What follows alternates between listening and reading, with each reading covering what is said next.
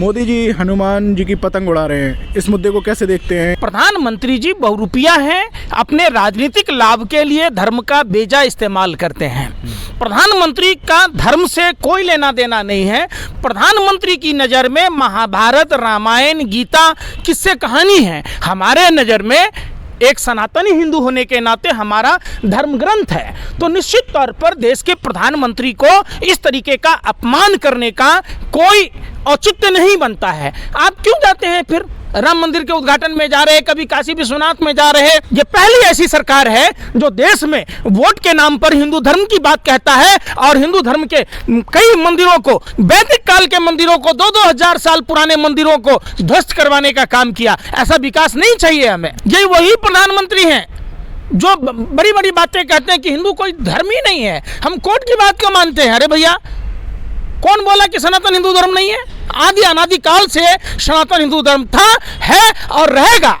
ऐसे रावण, कलयुगी रावण और कालनेमियों से धर्म न कभी खत्म हुआ है न खत्म होगा। देश के प्रधानमंत्री को जिस तरीके से इन्होंने हनुमान जी को हमने धारावाहिक में देखा कि हनुमान जी, लक्ष्मण जी जब बीमार थे, मूर्छित थे, तो पूरा का पूरा पर्वत, संजीवनी बूटी का पर्वत लेकर आए और एक देश के प्रधानमंत्री को देखा कि विदेशी मेहमानों को खुश करने के लिए हनुमान जी को धागे से उड़ा रहे हैं। अरे भैया, आप हिंदू धर्म का अनादर करते, शर्म नहीं आती प्रधानमंत्री जी?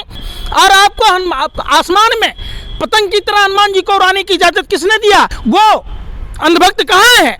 वो तमाम जो साधु संत सरकारी एजेंट बन के घुमा फिरते हैं। जब हमारे आराध्य प्रभु श्री राम के जो अनन्य भक्त हैं, हनुमान जी जिनका ननिहाल हमारे मिथिला में है, हमारे यहाँ हनुमान जी का ननिहाल है, तो निश्चित तौर पर आप अगर इस तरीके का हनुमान जी का अपमान करेंगे तो हम लोग बर्दाश्त नहीं करेंगे। वहाँ पर वो डमरू भी बजा रहे थे, उनकी आपने गाड़ी देखी होगी, हर जगह उनकी फ़ोटो थी। तो इसका भी लोग विरोध कर रहे हैं कि भगवान जी के सोमनाथ के वहाँ पर गए, हम हर जगह फ़ोटो मोदी की है। देखिए, न ये शिव जी को जानते हैं, न ये राम को जानते हैं, न ये हनुमान को जानते, न हिंदू धर्म को जानते। ये तो वो लोग हैं जो जिस तरीके से रावण अगर अपने पारंपरिक वेशभूषा में जाता, राजसी वेशभूषा में जाता, माँ सीता का अपहरण नहीं कर पाता। नरेंद्र मोदी धार्मिक आवरण धारण करके जिस तरीके से कालनेमी और रावण ने दिग्भ्रमित करने की कोशिश की, ये हिंदुओं को दिग्भ्रमित कर रहे हैं, हिंदू देवी देवताओं का अपमान कर रहे हैं। भारतीय जनता पार्टी में ऐसे नेताओं के, लुच्चे लफंगे नेताओं की कोई कमी नहीं है जो कभी सीता जी को अपमान करता है। कोई कहता है ठर्रा में विष्णु बसे। बताइए, ये भारतीय जनता पार्टी के नेता लोग हैं। और तो और सुधांशु त्रिवेदी जी को आपने सुना होगा कि वह जर्सी गाय है, मिथुन गाय है। अरे भैया, गजब की बात ज्ञान आता है इन लोगों को। ये व्हाट्सएप यूनिवर्सिटी के लोग हैं, इनको कोई हक नहीं है हिंदू देवी देवता का, गाय का, गंगा जल का, ये सब दुरुपयोग करने का। आपने बात की कि जिस तरीके से अपमान हो रहा है, कई जगहों पर मंदिर तोड़े गए। पहले दिल्ली में तोड़ा गया, अब गुजरात में तोड़ा गया, वाराणसी में तोड़ा गया। दाल मंडी में जो है कहें रास्ता चौड़ा करने के लिए ये चीज़ की जा रही है, वहाँ के लोग नाराज हैं। वह भारतीय जनता पार्टी का बूथ पालक शालीमार बाग में चीख कर रो कर कह रहा था कि मैंने हाथ जोड़कर चाची, मामी, भाभी कह कर वोट लिया था और रेखा गुप्ता जी मिल नहीं रही हैं। यही देश के प्रधानमंत्री देश के दिल्ली के रामलीला मैदान से 500 लाउड स्पीकर लगाकर कह रहे थे। हरदीप सिंह पुरी शहरी विकास मंत्री कह रहा था, देश का गृह मंत्री, तारीपार गृह मंत्री अमित शाह कह रहा था, क्या जहां झुकी वहीं मकान। 2022 में ये हर सर पर छत देने वाले थे, हर छत के नीचे नल होने वाला था, जल होने वाला था। आपने तो जो लोग अपना पेट काट कर, मन मार कर जो अपनी घरें बनाई, आशियाना बनाया, जीवन में 2 काम एक यज्ञ के समान है, पहला घर बनाना, दूसरा बच्ची की शादी करना। आप देश के प्रधानमंत्री जी इन दोनों से लोगों को वंचित कर दिया। आप हिंदू हो ही नहीं सकते हैं। सनातन धर्म में बच्ची की शादी करना एक यज्ञ के बराबर है और घर बनाना यज्ञ के बराबर है। आप क्या जानो, आपको क्या जानो, जब आपके घर में कोई है ही नहीं। जाकर उनसे पूछे, उन लोगों से जिन लोगों ने अपने लिए आशियाना बनाया, जिन्होंने अपने बच्चों के भविष्य को संवारने के लिए आशियाना बनाया, आज शालीमार बाग में चिन्हित कर दिया गया है। देश के हर भाग में बुलडोजर चला दिया जाता है, जैसे मानो मुख्य कानून देश में संविधान नहीं है, जो कहेंगे भाजपा के नेता वही होगा। अरे भैया, कैसे ईंट आती है, कैसे रेत आता है, कैसे सीमेंट आता है। आप क्या जानो, आप हराम के खाने वालों, देश के लूट कर खाने वालों, देश के तमाम कंपनियों को ईडी सीबीआई से डरा कर चंदा खाने वालों, आपको क्या समझ में आएगा कि एक घर का निर्माण कैसे होता है। आपने परिवार की बात की, शादी की बात की, सोना तो महंगा हो रहा है, चांदी महंगा हो रहा है लगातार, उस पर क्या कहेंगे आप? देखिए, देश के प्रधानमंत्री जी अपने आप को सलमान खान समझते हैं। सलमान खान जो कहता है वो डिफरेंट नहीं करता था वांटेड फिल्म में। देश के प्रधानमंत्री भारत में 2014 के बाद जितनी बातें कहीं, ठीक उसका विपरीत काम किया, यानी कि जो बोला वो नहीं किया। उन्होंने पहले ही कहा कि मंगलसूत्र छीना जाएगा।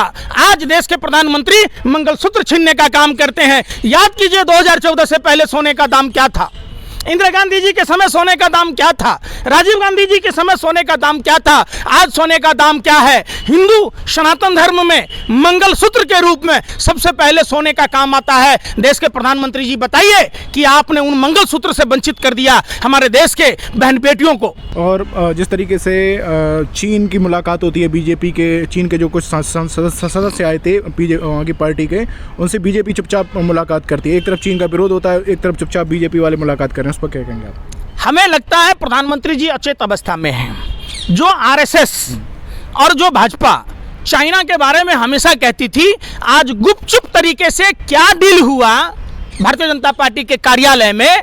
और तो और चीन लगातार डोकलाम में क्या कह रहा, अब तो कश्मीर का हिस्सा भी अपना बता रहा है। चीन उधर ब्रह्मपुत्र नदी पर बांध बना रहा है, सड़कें बना रहा है, अरुणाचल के लिए पासपोर्ट की बात कह रहा है। तमाम ये चीज़ें देखने के बाद ये पता चलता है और लगातार चाइना के साथ व्यापारिक घाटा बढ़ता जा रहा है। देश के प्रधानमंत्री जी ये जवाब दीजिए, चाइना का चौ नहीं बोल पा रहे हैं। जो चाइना को लाल आंखें दिखाने की बात कहते थे, तो आप बताइए ना क्या हुआ आपका, हमारे वीर सैनिकों के शहादत का क्या हुआ। आपके एक गलती ने पूरे वैश्विक स्तर पर चाइना को बल दिया। आपने कहा न कोई घुसा था न कोई घुसा है। और भैया घुसा तो था भाजपा कार्यालय में दीनदयाल उपाध्याय मार्ग में, क्या कोई इलू इलू बतियाए आप लोग, पता ही नहीं चला। चाइना ने तमाम समस्याओं पर बात नहीं की। ये प्रधानमंत्री जी एक कमजोर और डरपोक प्रधानमंत्री, कायर प्रधानमंत्री, बुज़दिल प्रधानमंत्री, जो तमाम देश की समस्याओं से भागता है। और इनकी क्या मजबूरी है कि वो चाइना से, सुब्रमण्यम स्वामी का वो बयान भी आपने सुना होगा कि प्रधानमंत्री जी चाइना में क्या करने जाते हैं। हमको लगता है कि कहीं ना कहीं प्रधानमंत्री डरे और सहमे हुए हैं। भारत की विदेश नीति पर भी सवाल उठ रहा है, कह रहे हैं कि डामाडोल हो रही है। एक तरफ कहीं अमेरिका के साथ हो जाते हैं तो कभी चीन के साथ देखने लगते हैं। अमेरिका उन पर टैरिफ लगाने की बात करता है तो चाइना के पास चले जाते हैं। इस तरीके की हो रही है। देखिए, नीति है ही नहीं भाजपा में कुछ भी। भाजपा में अगर नीति होती, देश के अंदर भी न कोई राष्ट्र के लिए एक नीति है और न कोई इंटरनेशनल लेवल पर विदेश नीति है।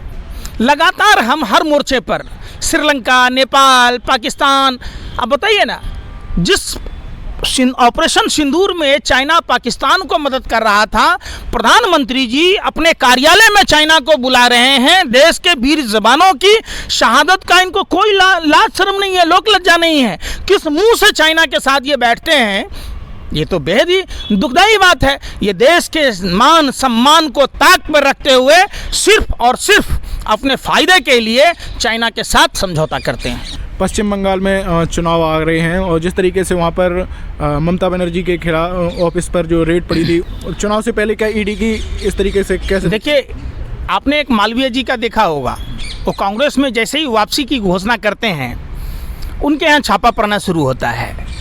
इन्होंने तो अपने हाथ की कठपुतली बना रखा है ईडी को। ईडी में इतने मामले हुए, ईडी इतने लगातार छापेमारी की, किसी नेताओं को, किसी संस्थाओं को कोई ये हुआ। जो लोग जैसे अजीत पवार देख लीजिए, हसन मुशर्रफ देख लीजिए, छगन भुजबल देख लीजिए, प्रफुल्ल पटेल देख लीजिए, शुभेंदु अधिकारी देख लीजिए, हेमंत बिश्व शर्मा देख लीजिए, तमाम वो लोग ये काम क्या करते हैं, पहले डराते हैं। जब जब भारतीय जनता पार्टी डरती है तब तब सीबीआई, ईडी, इनकम टैक्स और स्थानीय जो संवैधानिक संगठन के लोग हैं उनको आगे करती है। इनका मकसद सिर्फ और सिर्फ डराना धमकाना है।